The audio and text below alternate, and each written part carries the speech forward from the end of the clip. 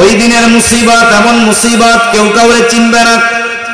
আল্লাহ তাআলা বলেন, ইয়াউমা ইয়াফিরুল মারউ মিন আখিহি ওয়া উম্মিহি ওয়া আবিহি ওয়া সাহিবাতিহি ওয়া বানিহি লিকুল্লি ইমরিইন মিনহুম ইয়াউমাইযিন শা'নুন ইউগনি। কিয়ামতের দিন ভাই ভাইয়ের থেকে পলায়ন করবে, ওয়া উম্মিহি ওয়া আবিহি পিতা মাতার থেকে পলায়ন করবে, ওয়া সাহিবাতিহি ওয়া বানিহি স্ত্রী সন্তানদের থেকে পলায়ন করবে। দুনিয়ায় একটা বাবা 14 ঘন্টা 16 ঘন্টা 18 ঘন্টা ডিউটি করে, অনেকে দেশে করে অনেকে বিদেশে করে। সারাদিন পরিশ্রমের পর এই লোকটা যখন বাসায় ফিরে মা বাবার চেহারা দেখে, স্ত্রী সন্তানের চেহারা দেখার সাথে সাথে তার 16 ঘন্টা 18 ঘন্টার কষ্ট দূর হয়ে যায়। প্রবাসে যারা থাকে কত পরিশ্রম কষ্টের পরে বাসায় ফিরে মোবাইলে ফোন দেয়, এই সন্তানের চেহারাটা দেখতে যায়, একটু কথা বলে, মোবাইলে চেহারা দেখে সারাদিনের কষ্ট তার দূর হয়ে যায়। তার মানে দুনিয়ার কষ্ট দূর করার জন্য মানুষ স্ত্রীর চেহারা দেখে, সন্তানের চেহারা দেখে, মা বাবার সাথে কথা বলে, মা বাবার চেহারা দেখে। কিন্তু কিয়ামতের দিন ওই মুসিবত এমন মুসিবত, যেই দিন সন্তানের চেহারা দেখলে চিন্তা দূর হবে না, মা বাবার চেহারা দেখলে চিন্তা দূর হবে না, বরং ওই দিন মানুষেরা স্ত্রী সন্তানদের চেহারা দেখাটাকে আরো বড় মুসিবতের কারণ মনে করবে। এই জন্য একজন একজনের থেকে পালাতে থাকবে। সেই দিন সবাই নিজ চিন্তায় বিভোর থাকবে, চিন্তিত থাকবে সবাই। আমার আপনার নবীজিও চিন্তিত থাকবে, তবে সবাই চিন্তিত থাকবে নিজের জন্য, নবীজি চিন্তিত থাকবেন উম্মতের জন্য। কেমন চিন্তিত থাকবেন?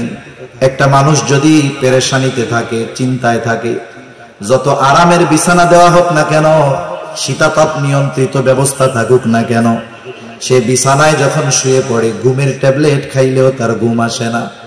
পায়চারি করে, বাহিরে যায়, ছাদে যায়, হাঁটাহাঁটি করে, এক জায়গায় সে স্থির থাকতে পারে না। নবীজি কিয়ামতের দিন উম্মতের চিন্তায় এক জায়গায় থাকবেন না। নবীজি একবার চলে যাবেন হাউজে কাউসারের কাছে, না জানি তার কোন উম্মত পানি পানে মাহরুম হয়ে যায়। আর একবার চলে যাবেন মিজানের কাছে, না জানি তার কোন উম্মত ওজনে ধরা পড়ে যায়। আবার চলে যাবেন জাহান্নামের কাছে, না জানি কোন উম্মতকে জাহান্নামে দিয়ে দেওয়া হয়।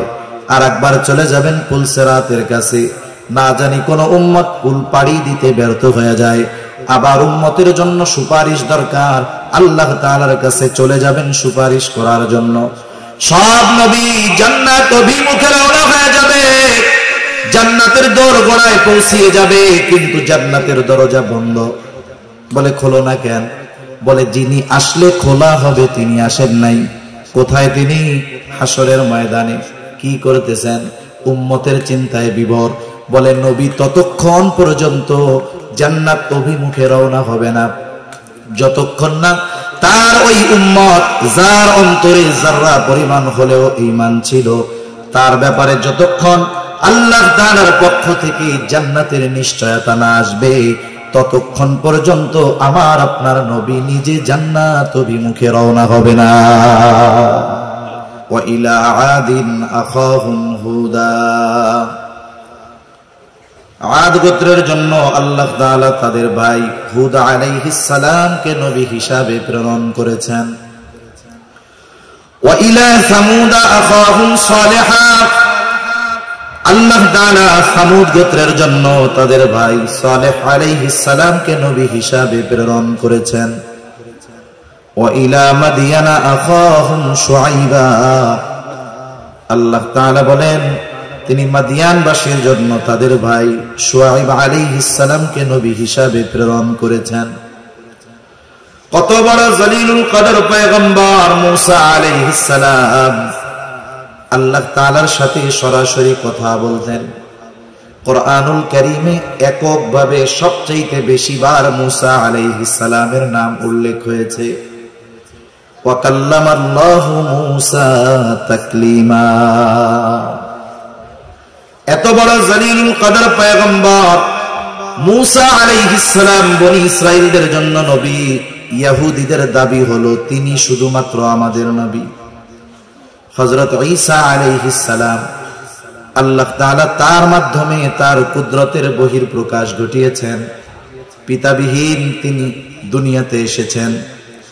আল্লাহ তাআলা এমন কুদরত তার মাধ্যমে বহির প্রকাশ করিয়েছেন। শুধু তাই না, যখন ঈসা আলাইহিস সালাতু ওয়াস সালাম মাতৃকোলে ছিলেন, দুগ্ধপোষ্য শিশু, যে কথা বলতে পারে না, কিছু বোঝে না, ওই অবস্থায় মূসা আলাইহিস সালামের জবান থেকে কথা বের করেছেন কে? আল্লাহ তাআলা মূসা ঈসা আলাইহিস সালামকে একেবারে সদ্য ভূমিষ্ঠ শিশু জবান খুলে দিয়েছে, মানুষের সামনে কথা বলছে।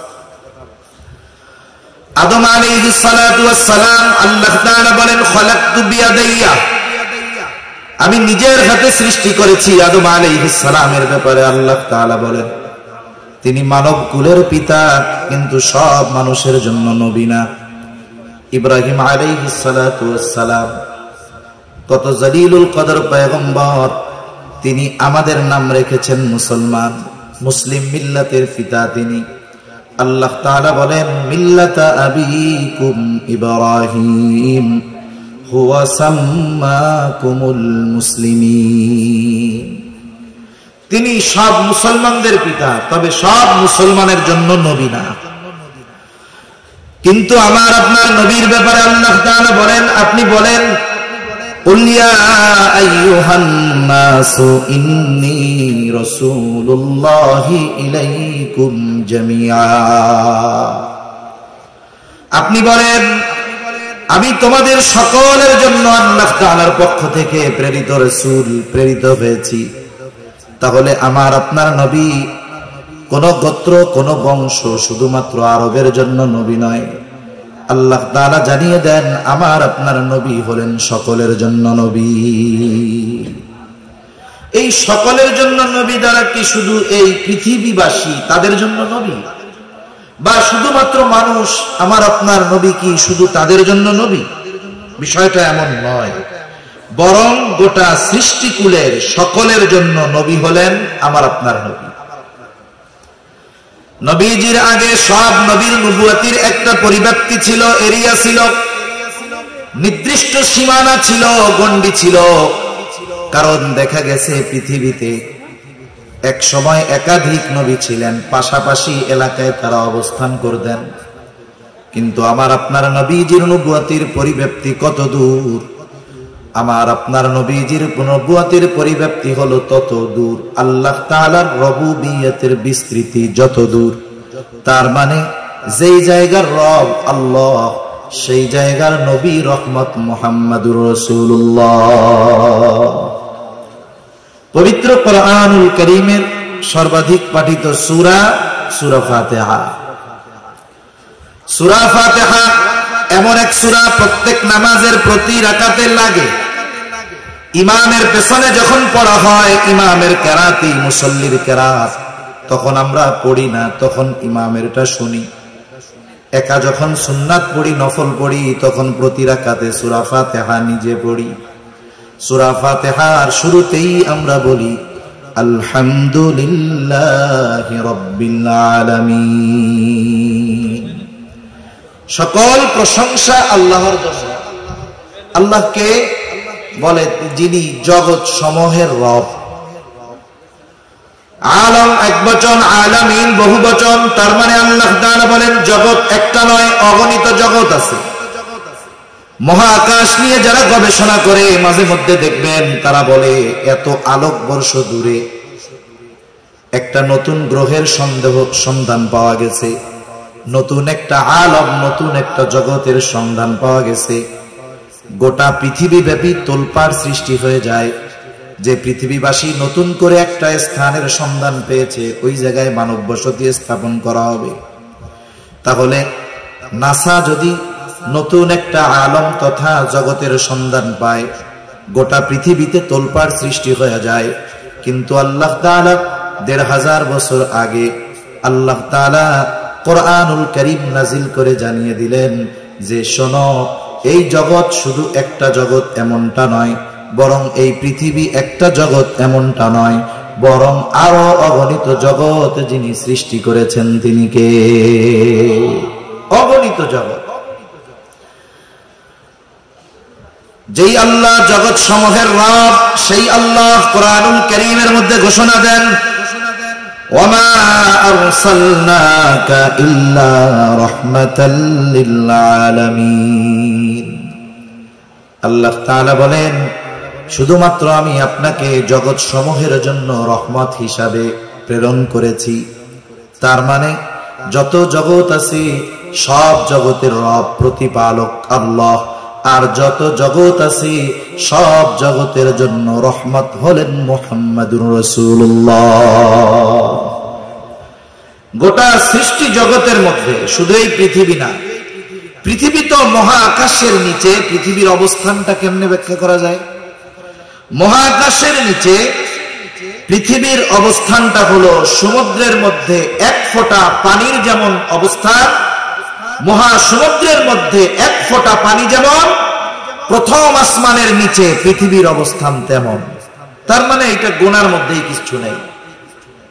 এত সুবিশাল আল্লাহ তাআলা এই প্রথম আসমানকে আল্লাহ তাআলা সৃষ্টি করেছেন, আর এর নিচে সব গ্রহগুলো। এরকম তো একটা না, আরো 6টা আছে। তাহলে এইরকম যত জগৎ আছে সব জগতের মধ্যে কোন একটা ইঞ্চি জায়গা নাই যে যেই জায়গার রব আল্লাহ তাআলা নয়। এরকম কোন জায়গা আছে নাকি? দ্বিতীয় আসমানের নিচে আছে নাকি 2-1 ইঞ্চি জায়গা যে জায়গার রব আল্লাহ তাআলা নয়? আছে এরকম? কোথাও নেই। যেমন গোটা সৃষ্টি জগতের মধ্যে 1 ইঞ্চি জায়গাও নাই যেই জায়গার রব আল্লাহ তাআলা নয়, অনুরূপ ভাবে গোটা সৃষ্টি জগতের মধ্যে 1 ইঞ্চি জায়গাও নাই যেই জায়গার রহমত আমার আপনার নবী নয়।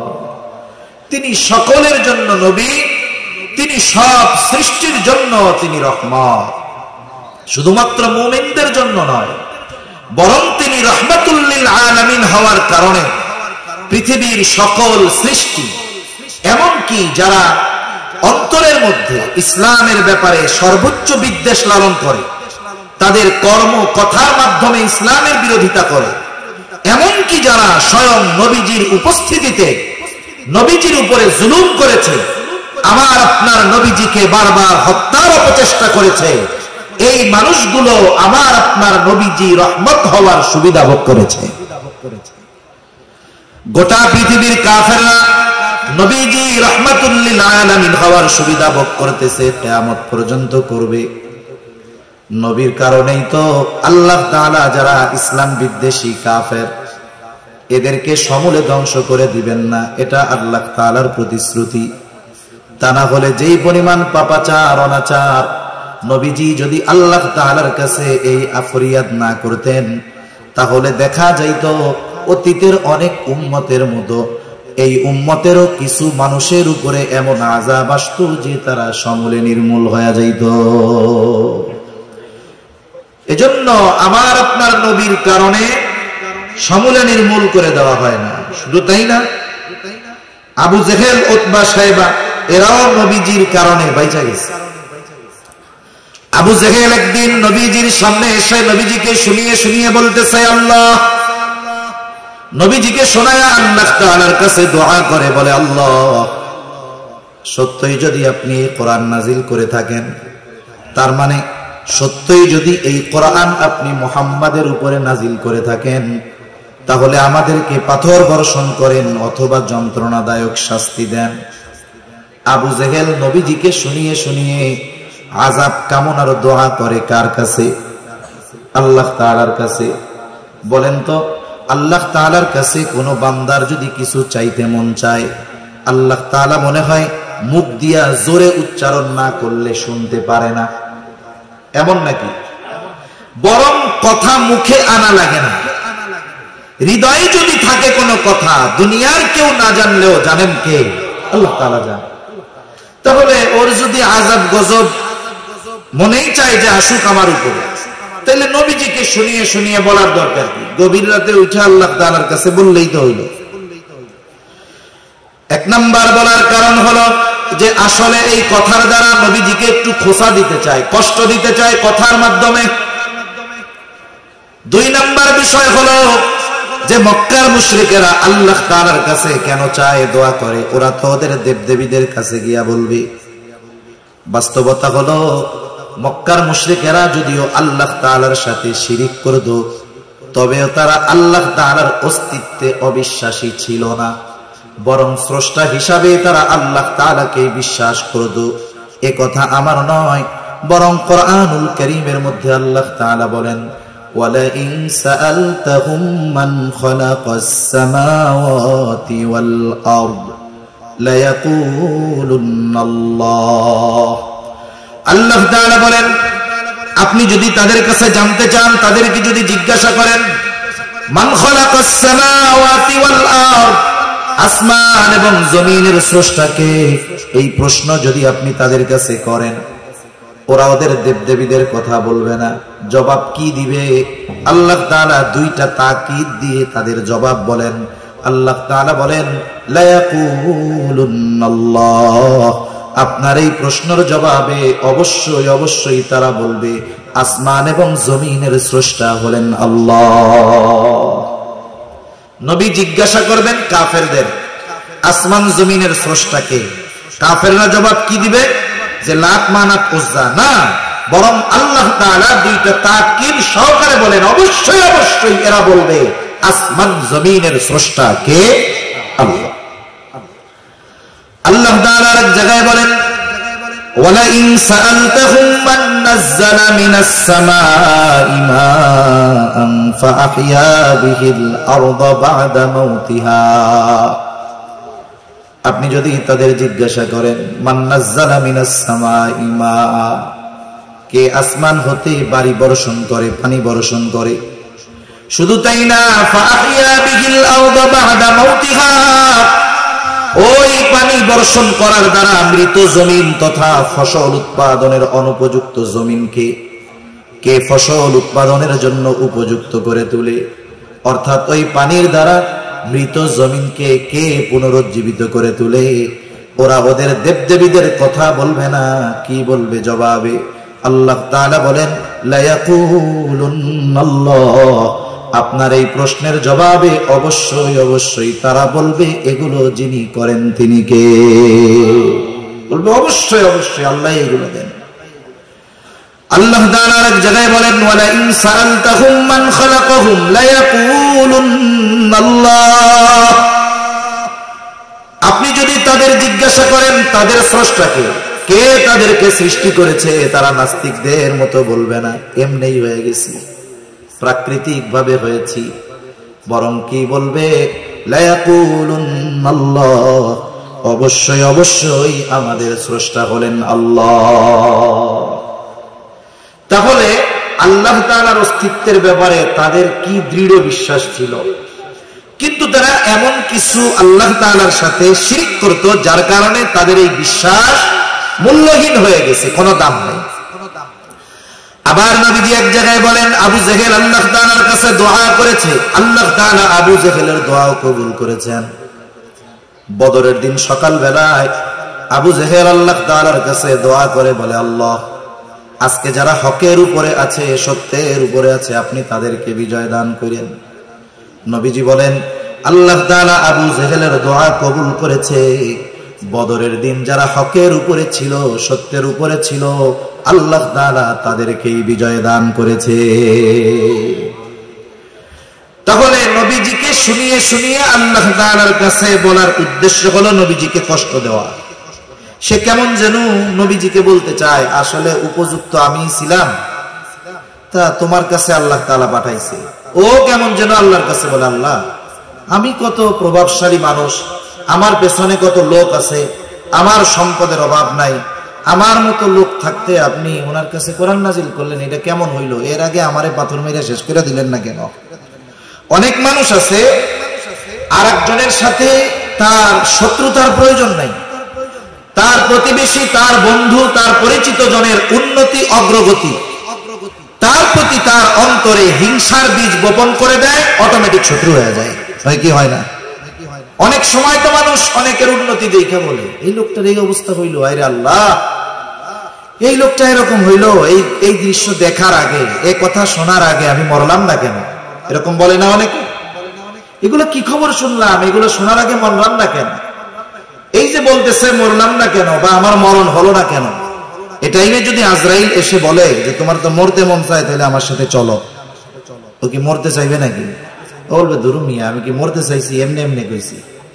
তার মানে চিন্তা করেন পরশ্রী কাতরতা, হিংসা কেমন এক রোগ যে এটার কারণে অনেক সময় মানুষ নিজের মৃত্যুও কামনা করে। এজন্য বুজুর্গদের সোহবতে যাওয়া দরকার আমাদের, যাতে আমাদের এই অন্তরের রোগগুলো দূর হয়ে যায়। অন্তরের রোগ এটা জটিল এক জিনিস।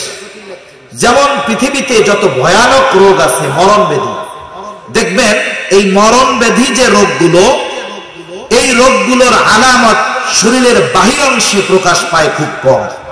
হার্টের রোগ আপনি বাহিরে কিছু দেখবেন না, ভিতরে ক্যান্সারের জীবাণু দেহ খেয়ে ফেলছে, বাহিরে কিছু টের পাওয়া যায় না। এই হিংসা হলো মানুষের ঈমান ধ্বংস করা, আমল ধ্বংস করার অন্যতম এক রোগ। এজন্য আল্লাহ তাআলার কাছে দোয়া করা, যারা এই রুহানি চিকিৎসক, অন্তর পরিশুদ্ধ করার চিকিৎসক, যারা হক্কানি বুজুর্গানে দ্বীনের সোহবতে গিয়ে আমাদের দিলগুলোকে পরিষ্কার করা দরকার, ঠিক কিনা বলেন? তা আবু জেহেল এই কথা নবীজিকে শোনায় শোনায় বলতেছে, মানুষ যখন আমাকে আপনাকে কোনো কথা বলবে, তিরস্কার করে খোঁচা মেরে, মানুষ হিসাবে স্বাভাবিক আমার আপনার খারাপ লাগতেই পারে, ঠিক কিনা বলেন? আবার অনেক সময় অনেক ভদ্র মানুষ আছে, মানুষ যদি তাকে তিরস্কার করে কিছু বলে চুপ করে থাকে। সবাই তো আর একরকম না। মনে করেন কতজন হুজুরদের বলে জঙ্গি, মোল্লা, মানুষের বাড়িতে খায়, এই করে সেই করে। দেখবেন কিছু মানুষ আছে শরীফ মানুষ, উনি খালি শুনে, কিছু বলে না, মাথা নিচু করে চলে আসে। আবার অনেক সময় অনেকে আছে যে তিনি খুব ভদ্র, সাথে আছে এক বন্ধু, এটা খুব চেতা। এখন ওই ভদ্র মানুষকে কেউ যদি তিরস্কার করে, সে যদিও কিছু না বলে, অনেক সময় চুপ থাকা, জবাব না দেওয়া, এটাই বড় প্রতিবাদ, ঠিক কিনা? এজন্য রহমানের বান্দাদের যত গুণাবলী আছে, এর মধ্যে একটা গুণ আল্লাহ তাআলা বলেন, ওয়াইদা খাতাবাহুমুল জাহিলুনা ক্বালু সালামা। আবু জেহেল নবীজিকে শোনায় শোনায় কথা বলে, নবীজি কিছু বলেন না। কিন্তু আবু জেহেল যে আমার আপনার নবীকে কষ্ট দিতে চায়, যে কথাগুলো বলতেছে, আল্লাহ তাআলা শুনেন কি শুনেন না? নবী ঠিক কিছুই বলেন নাই, কিন্তু আল্লাহ তাআলা জবাব পাঠায় দিলেন আমার আপনার নবীর জবান দিয়ে। আল্লাহ তাআলা বলেন, হাবিব, আসলে ওরা যা বলে, ওরা যা করে, ওরা যে শাস্তি কামনা করে, তার চাইতে কঠিন বিষয়ের উপযুক্ত তারা। কিন্তু শাস্তির উপযুক্ত হওয়ার পরেও কেন আমি শাস্তি দেই না, শুনে নেন। আল্লাহ তাআলা বলেন, ওয়ামা কানাল্লাহু লিয়ুআযযিবাহুম ওয়া আনতা ফীহিম। শাস্তি দেই না কেন? এটা আপনার সম্মানার্থে। আপনি যতক্ষণ তাদের মধ্যে আছেন, শুধুমাত্র আপনার সম্মানার্থে আমি তাদেরকে আযাব দেই না। তাহলে আবু জেহেল, উতবা, সাইবা সহ এরা শাস্তির উপযুক্ত, শাস্তির উপযুক্ত, শাস্তি পাওয়ার মতো কথা, কাজ সবকিছু করার পরেও আল্লাহ তাআলা আযাব কেন দেন নাই? বলে আপনি আছেন এই জন্য দেই নাই। কেন দেই নাই? বলে আপনি তো রাহমাতুল লিল আলামিন, আপনি এই পৃথিবীতে আছেন, আর শাস্তি দেব, আযাব দেব, এটা হতে পারে না, কারণ আযাব আর রহমত একসাথে থাকতে পারে। এজন্য অতীতে যত নবীর উম্মতদেরকে আল্লাহ তাআলা শাস্তি দিয়েছেন, এমনটা কখনো হয় নাই আল্লাহ আযাব দিয়েছেন আর ওই জায়গায় ওই নবী উপস্থিত আছে, এমনটা হয় নাই। আগে আল্লাহ তাআলা ওই নবীকে তার নবুয়তির এরিয়ার বাইরে নিরাপদে সরায় নিয়েছেন, এরপরে আল্লাহ তাআলা আযাব দিয়েছেন। তাহলে আদ গোত্রের নবী হুদ আলাইহিস সালাম, আল্লাহ শাস্তি দিতে চাইলেন, হুদ নবীকে সরায় নিলেন। ইউনূস আলাইহিস সালাম যেই জায়গার নবী সরায় নিলেন, শুআয়ব আলাইহিস সালামকে সরায় নিলেন, সালেহ আলাইহিস সালামকে সরায় নিলেন। উনি ওনার নবুয়তির এরিয়ার বাইরে চলে গেল। বলেন তো আমার আপনার নবীকে কোথায় সরায় নিবে? কারণ সরানোর মতো 1 ইঞ্চি জায়গা গোটা সৃষ্টি জগতের কোথাও নাই। কারণ আমার আপনার নবী হলেন রাহমাতুল লিল আলামিন। আমার আপনার নবীর সম্মানার্থে কাফেররা শাস্তি পায় নাই নগদে, নাইলে ওরা যা করছে শাস্তির উপযুক্ত ছিল। তাহলে যে কথা থেকে গেলাম, নবীজি রাহমাতুল লিল আলামিন হওয়ার এই সুবিধা শুধু মুমিনরা ভোগ করে তা নয়, কাফেররাও ভোগ করতেছে, ঠিক কিনা বলেন? আবার দেখেন এই উম্মতের জন্য নবীজির কেমন দয়া, আল্লাহ তাআলা তার অন্তরটাকে কত নরম বানায় দিয়েছে, অন্তরের মধ্যে কত রহমত কত দয়া ভরপুর করে দিয়েছে। আব্দুল্লাহ ইবনে আমর ইবনুল আস রাদিয়াল্লাহু তাআলা আনহু থেকে বর্ণিত, নবীজি কোরআন থেকে তিলাওয়াত করলেন যা আল্লাহ তাআলা ইব্রাহিম আলাইহিস সালামের ব্যাপারে নাজিল করেছেন। কোরআনে কি নাজিল করেছেন? আল্লাহ কোরআনুল কারীমের 13তম পারা সূরা ইব্রাহিমের মধ্যে আল্লাহ তাআলা ইব্রাহিম আলাইহিস সালাম তার গুনাহগার উম্মতের জন্য ক্ষমা চেয়ে আল্লাহ তাআলার কাছে দোয়া করেছেন। ওই দোয়ার কথাটাই আল্লাহ তাআলা কোরআনে জানিয়ে দিয়ে বলেন, রব্বি ইন্নাহুন্না আযলালনা কাসীরাম মিনান নাস ফামান তাবিআনি ফাইন্নাহু মিন্নী ওয়া মান আসানি ফাইন্নাকা গফুরুর রহিম। ইব্রাহিম আলাইহিস সালাম বলেন, ও রব, এই প্রতিমাগুলো এই মূর্তিগুলো অধিকাংশ মানুষকে পথচ্যুত করে ফেলেছে। ফামান তাবিআনি ফাইন্নাহু মিন্নী, যে আমার আনুগত্য করেছে সে তো আমার দলভুক্ত। আমান আসানি, যে আমার আনুগত্য করে নাই, যদিও করে নাই, যদিও মানে নাই, তথাপিও তো ইব্রাহিম আলাইহিস সালামের উম্মত। কারণ আমার আপনার নবীজির নবুয়তির পরে কিয়ামত পর্যন্ত যত মানুষ আসবে, যত মানুষ আছে, যত মানুষ দুনিয়া থেকে চলে গেছে, যে যে ধর্মের অনুসারী হোক না কেন, সকল মানুষই আমার আপনার নবীজির উম্মত। অনেক সময় এমনটা হয় যে বাধ্য সন্তানের চাইতে মা বাবা অবাধ্য সন্তানকে নিয়ে চিন্তিত বেশি থাকে, দোয়া তার জন্য বেশি করে, তার কথা মানুষের কাছে বেশি বলে। সন্তান অবাধ্য কিন্তু তার জন্য বেশি চিন্তিত থাকে। কেন? বলে মুহাব্বতের কারণে। চিন্তা করে যেগুলো তো বাধ্য ওগুলো তো একটা রাস্তা হইছে, কিন্তু যেটা অবাধ্য এটার কি হবে? মা বাবা সন্তান খারাপ হওয়ার পরেও তাকে ত্যায্য পুত্র করে দেয় না, বের করে দেয় না, বরং তার পরিবর্তনের জন্য আল্লাহ তাআলার কাছে দোয়া করে, মানুষের কাছে বলে, উলামায়ে কেরামের কাছে বলে, দেখেন একটু কিছু করা যায় কিনা। কেন করে? মুহাব্বতের কারণে। বলেন তো, মা বাপ সন্তানকে যত মুহাব্বত করে তার চাইতে নবী তার উম্মতকে মুহাব্বত কম করে না বেশি করে? কত বেশি করে এটা মাপা যাবে না, পরিমাপ করা যাবে না। কত ভালোবাসে নবী। আসলে আমাকে আপনাকে ভালোবাসে কে? দুনিয়াতেও এটা মোটামুটি বোঝা যায়। মুসিবতে বিপদে যে পাশে থাকে আসলে সে ভালোবাসে। মুখ দিয়া শুধু বললে হবে না ভালোবাসি ভালোবাসি, কিন্তু বিপদের সময় নাই। বাস্তবে এই সব মানুষ ভালোবাসে না। বাস্তবে ভালোবাসে তারা বিপদে পাশে থাকে যারা। এই দুনিয়ার বিপদ চোখ বন্ধ হবে, বিপদ শেষ। আসল বিপদ তো কিয়ামতের দিন, আসল বিপদ তো মুসিবতের দিন। দুনিয়ার বিপদে, দুনিয়ার মুসিবতে সন্তান যদি বিপদে পড়ে বাবা সাহায্যের জন্য দৌড়িয়ে যায়, ভাই বিপদে পড়লে ভাই যায়, বাবা পড়লে ছেলে যায়, ছেলে পড়লে বাবা যায় সাহায্য করার জন্য। বলেন তো, কিয়ামতের দিন যখন কেউ মুসিবতে পড়বে, বাবা মুসিবতে পড়লে সন্তান কি বাবার পাশে এসে দাঁড়াবে নাকি? ওই দিনের মুসিবত এমন মুসিবত কেউ কাউরে চিনবে না। আল্লাহ তাআলা বলেন, ইয়াউমা ইয়াফিরুল মারউ মিন আখিহি ওয়া উম্মিহি ওয়া আবিহি ওয়া সাহিবাতিহি ওয়া বানিহি লিকুল্লি ইমরিইন মিনহুম ইয়াউমা ইযিন শা'নুন ইউগনি। কিয়ামতের দিন ভাই ভাইয়ের থেকে পলায়ন করবে, ওয়া উম্মিহি ওয়া আবিহি, পিতা মাতার থেকে পলায়ন করবে, ওয়া সাহিবাতিহি ওয়া বানিহি, স্ত্রী সন্তানদের থেকে পলায়ন করবে। দুনিয়ায় একটা বাবা 14 ঘন্টা 16 ঘন্টা 18 ঘন্টা ডিউটি করে, অনেকে দেশে করে অনেকে বিদেশে করে।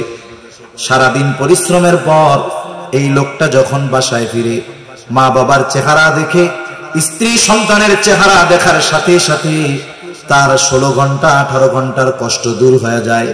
প্রবাসে যারা থাকে কত পরিশ্রম কষ্টের পরে বাসায় ফিরে মোবাইলে ফোন দেয়, এই সন্তানের চেহারাটা দেখতে যায়, একটু কথা বলে, মোবাইলে চেহারা দেখে সারা দিনের কষ্ট তার দূর হয়ে যায়। তার মানে দুনিয়ার কষ্ট দূর করার জন্য মানুষ স্ত্রীর চেহারা দেখে, সন্তানের চেহারা দেখে, মা বাবার সাথে কথা বলে, মা বাবার চেহারা দেখে। কিন্তু কিয়ামতের দিন ওই মুসিবত, এমন মুসিবত যেই দিন সন্তানের চেহারা দেখলে চিন্তা দূর হবে না, মা বাবার চেহারা দেখলে চিন্তা দূর হবে না, বরং ওই দিন মানুষেরা স্ত্রী সন্তানদের চেহারা দেখাটাকে আরো বড় মুসিবতের কারণ মনে করবে। এই জন্য একজন একজনের থেকে পালাতে থাকবে। সেই দিন সবাই নিজ চিন্তায় বিভোর থাকবে, চিন্তিত থাকবে সবাই। আমার আপনার নবীজিও চিন্তিত থাকবে, তবে সবাই চিন্তিত থাকবে নিজের জন্য, নবীজি চিন্তিত থাকবেন উম্মতের জন্য। কেমন চিন্তিত থাকবেন? একটা মানুষ যদি পেরেশানিতে থাকে, চিন্তায় থাকে, যত আরামের বিছানা দেওয়া হোক না কেন, শীতাতপ নিয়ন্ত্রিত ব্যবস্থা থাকুক না কেন, সে বিছানায় যখন শুয়ে পড়ে ঘুমের ট্যাবলেট খাইলেও তার ঘুম আসে না।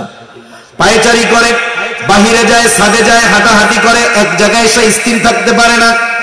নবীজি কিয়ামতের দিন উম্মতের চিন্তায় এক জায়গায় থাকবেন না।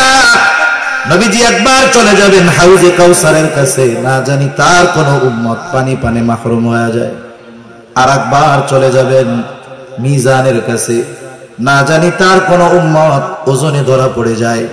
আবার চলে যাবেন জাহান্নামের কাছে, না জানি কোন উম্মতকে জাহান্নামে দিয়ে দেওয়া হয়। আর একবার চলে যাবেন পুলসেরাতের কাছে, না জানি কোন উম্মত পুল পাড়ি দিতে ব্যর্থ হয়ে যায়। আবার উম্মতের জন্য সুপারিশ দরকার, আল্লাহ তাআলার কাছে চলে যাবেন সুপারিশ করার জন্য। সব নবী জান্নাত অভিমুখে রওনা হয়ে যাবে, জান্নাতের দোরগোড়ায় পৌঁছিয়ে যাবে, কিন্তু জান্নাতের দরজা বন্ধ। বলে খোলো না কেন? বলে যিনি আসলে খোলা হবে তিনি আসেন নাই। কোথায় তিনি? হাসরের ময়দানে। কি করতেছেন? উম্মতের চিন্তায় বিভোর। বলে নবী ততক্ষণ পর্যন্ত জান্নাত অভিমুখে রওনা হবে না, যতক্ষণ না তার ওই উম্মত, যার অন্তরে যাররা পরিমাণ হলেও ঈমান ছিল, তার ব্যাপারে যতক্ষণ আল্লাহ তাআলার পক্ষ থেকে জান্নাতের নিশ্চয়তা না আসবে, ততক্ষণ পর্যন্ত আমার আপনার নবী নিজে জান্নাত অভিমুখে রওনা হবে না। তাহলে বাস্তবতা হলো মা বাবা কতটুকু ভালোবাসে, তার চাইতে বেশি ভালো আমার আপনার নবী আমাকে আপনাকে বাসে। ইব্রাহিম আলাইহিস সালাম তার উম্মতকে ভালোবাসে। এই জন্য আল্লাহ তাআলার কাছে কেমন যেন বলতে চায়, ও রব, যারা আমার আনুগত্য করে নাই তারাও তো আমার উম্মত, ফা ইন্নাকা গফুরুর রহিম। কেমন যেন বলতে চায়, আপনি তো গফুর, আপনি তো রহিম, আপনি চাইলে আমার এই গুনাহগার উম্মত গুলোকেও মাফ করে দিতে পারে। وقال عيسى عليه السلام إن تعذبهم فإنهم عبادك وإن تغفر لهم فإنك أنت العزيز الحكيم। ঈসা আলাইহিস সালাম তার গুনাহগার উম্মতের জন্য আল্লাহ তাআলার কাছে দোয়া করে বলে, ইন তুআযিবুহুম ফাইন্নাহুম ইবাদুক, আপনি যদি তাদেরকে শাস্তি দেন তারা তো আপনারই বান্দা, ওয়া ইন তাগফির লাহুম ফাইন্নাকা আনতাল আজিজুল হাকীম, আর আপনি যদি তাদেরকে মাফ করে দেন, আরে আপনি তো আজিজ, আপনি তো হাকিম, আপনি মহাপরাক্রমশালী, মহাপ্রজ্ঞাময়। ঈসা আলাইহিস সালাম কেমন যেন বলে, আল্লাহ আমার উম্মত আপনার গুনাহগার বান্দাগুলারে আপনি মাফ করে দেন। দুই নবী তার উম্মতের জন্য ক্ষমা চেয়ে আল্লাহ তাআলার কাছে দোয়া করছে। নবীজি উম্মতের কথা তো সব সময় অন্তরে আছে। যার বাবা মারা গেছে সব সময় অন্তরে বাবার কথা থাকে না? থাকে। কিন্তু যখন আরেকজনের বাবাকে দেখে বাবার কথা একটু তখন বেশি মনে পড়ে।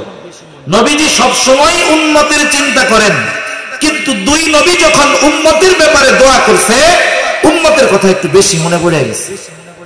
এবার নবীজি কি করলেন? ফারাফা ইয়াদাইহি ওয়া ক্বালা আল্লাহুম্মা উম্মতি উম্মতি ওয়া বাকা। নবীজি দুই হাত উঁচু করলেন, দুই হাত উঁচু করে বলতেছেন আল্লাহুম্মা উম্মতি, আল্লাহুম্মা উম্মতি, আয় আল্লাহ আমার উম্মত, আমার উম্মত। আর দুই চোখ দিয়ে অজরে পানি ঝরে পড়তেছে। নবীজি কান্না করেন আর এটা বলতেছেন আমার উম্মত, আমার উম্মত। আল্লাহ তাআলা জিবরাইল আলাইহিস সালামকে বলে, জিবরাইল যাও মুহাম্মাদের কান্নার কারণ জিজ্ঞাসা করো। জিবরাইল আলাইহিস সালাম চলে এসেছে, এসে জিজ্ঞাসা করে আপনার কান্নার কারণ কি? যদিও আপনার কান্নার কারণ আপনার মালিক জানে, এরপরেও তিনি শুনতে চায়। আরে আল্লাহ জানার পরে কেন শুনতে চায়? মাঝে মধ্যে আমি বলি, বৃহস্পতিবার বিকাল বেলায় মক্তবের বা হিফজখানার ছোট একটা বাচ্চা ওস্তাদের কাছে গেছে আসরের পরে, ওস্তাদের পাশে বসে শুধু কান্না করে, কিছু বলে না। ছোট বাচ্চা, বলেন তো বৃহস্পতিবারে কোন মক্তবের বা হিফজখানার ছোট বাচ্চা যদি হুজুরের পাশে বসে কান্না করে, কি জন্য কান্না করে? ওস্তাদকে বলার দরকার আছে নাকি? বলেন তো কেন কান্না করে? ছুটি চায়, বাসায় যেতে চায়, ওস্তাদও বুঝে, জিজ্ঞাসা করে কান্না করো কেন? এবার কান্নার গতি আরো বাইরে যায়। ও চিন্তা করে আমি কাঁদতেছি কেন? হুজুর বোঝার পরেও আবার জিজ্ঞাসা করে কেন? হুজুর বলে তুমি যতই কান্নাকাটি করো লাভ নাই, কারণ আগে কও। এইবার কান্না জড়িত কণ্ঠে ছেলেটা ওস্তাদের কাছে বলে, ওস্তাদ আমার আম্মাকে একটু দেখতে মন চায়, ছোট ভাইটাকে একটু দেখতে মন চায়, একটু ছুটি দেন, বাড়িতে যাব। ওস্তাদ এবার একটা হাসি দিয়া বলে, যাও আগামীকাল মাগরিবের আগে চলে আসবা। এখন কথা হলো, ছাত্রের কান্নার কারণ জানার পরেও ওস্তাদ ছাত্রর মুখে শুনতে চায় কেন?